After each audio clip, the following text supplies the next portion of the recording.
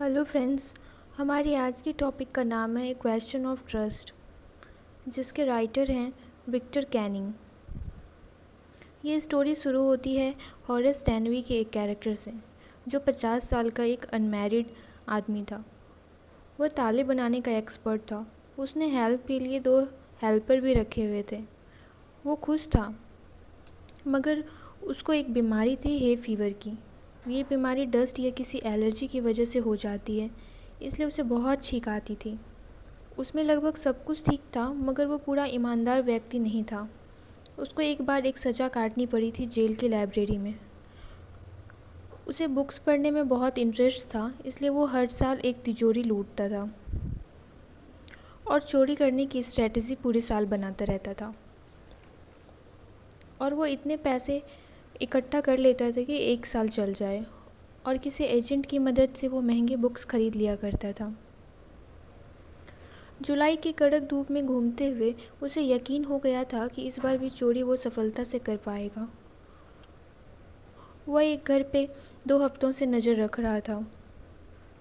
उसके दरवाजे, खिड़कियां और रास्तों को देख रहा था। उस घर में हॉरेस स्टैनवी को जाना था। उस घर में 15,000 पाउंड की ज्वेलरी रखे हुए थे। 3 महंगी बुक्स आने वाली थी जिसे वो खरीदना चाहता था। उसे पता था कि लॉकर की चाबी कहाँ रखी है। चोरी करने से पहले वो घर की सारी चीज़ें पता कर चुका था, जैसे कि घर के रास्ते, बिजली का तार, बगीचे, किधर से जाना है। हॉरेस स्टैनवी ने प्लान बनाया, और जिस दिन उस घर के दोनों नौकर बाहर जाने वाले थे और उस घर के मेंबर्स लंदन में रहते थे। जिस दिन हॉरेस को चोरी करना था, उस दिन वो बहुत बीमारी से, पर उसने सोच लिया था कि उसे आज ही चोरी करनी है। वह फिर धीरे से गार्डन की दीवार की पीछे से बाहर आया। उसके सारे औजार उसके पास थे। उसने ग्लव्स पहने, चाबी लिया और दरवाज़ा खोला। वो हमेशा केयरफुल रहता था, इसलिए ग्लव्स पहनता था कि उसे उंगलियों के निशान न पड़ जाएं।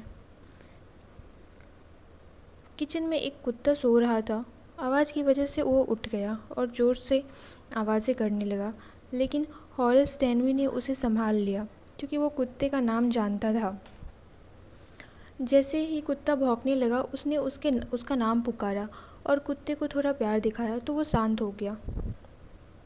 फिर वो ड्राइंग रूम में गया। लॉकर ड्राइंग रूम में एक पेंटिंग के पीछे थी। वहाँ टेबल पे एक बहुत सुंदर फ्लावर पॉट रखा हुआ था।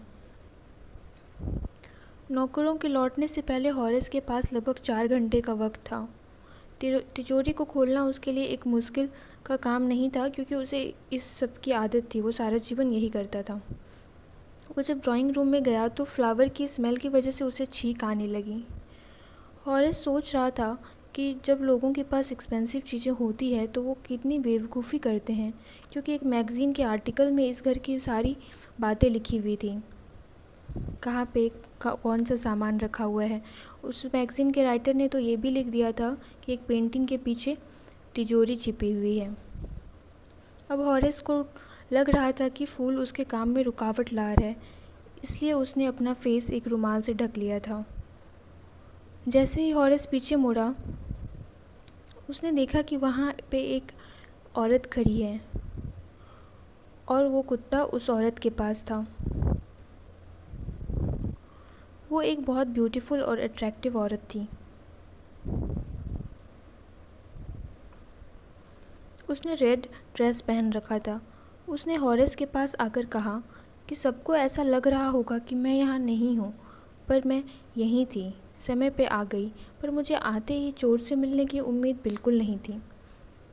हॉरेस को लगा कि अगर वो थोड़ा सोचे और अच्छे से लेडी से बात करे तो वो ये प्रॉब्लम से बच सकता है। उसने लेडी को बोला कि मुझे भी घर पे किसी मेंबर से मिलने की उम्मीद नहीं थी। लेडी ने कहा, मुझे दिख रहा है आप क्या करने जा रहे हो। हॉरेस ने कहा, मैं भाग सकता था। लेडी ने कहा, तुम बिल्कुल ऐसा कर सकते थे, और फिर मैं पुलिस को बुला लेती और फिर वो तुम्हें पकड़ के ले जाते।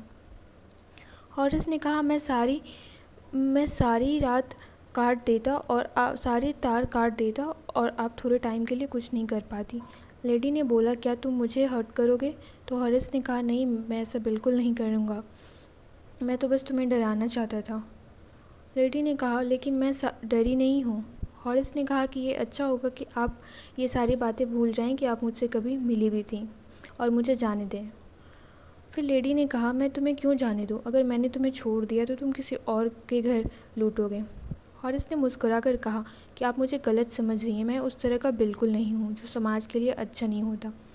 मैं सिर्फ उनके घर चोरी करता हूँ जिनके पास बहुत सारे पैसे होते हैं और उन पैसों से मैं अच्छी जगह उपयोग करता हूँ और मैं जेल भी नहीं जाना चाहता।